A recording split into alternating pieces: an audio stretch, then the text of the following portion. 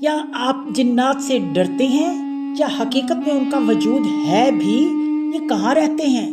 یہ نظر کیوں نہیں آتے؟ یہ کھاتے کیا ہیں؟ ان کا کوئی دین ہے؟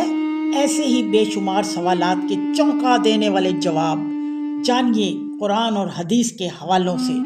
جنات اللہ کی ناری مخلوق جو آگ کی لپٹ سے بنی، اے جنو انسو اپنے رب کی کون کون سی نعمتوں کو جھٹلاؤ گے؟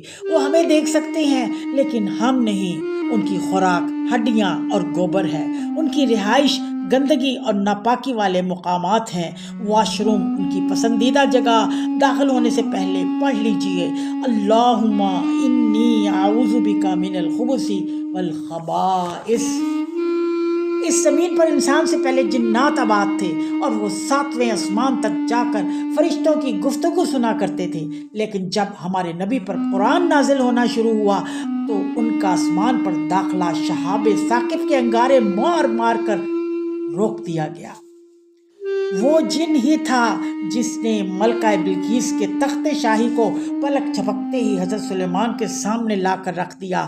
جنات مسلمان بھی ہیں، کافر بھی ہیں، شادی کرتے ہیں، بچے پیدا کرتے ہیں اور مر بھی جاتے ہیں۔ جنات کو علم غیب نہیں حاصل، ورنہ وہ حضرت سلیمان کی موت کی خبر جان لینے پر مسجد اقصی کی تعمیر چھوڑ دیتے۔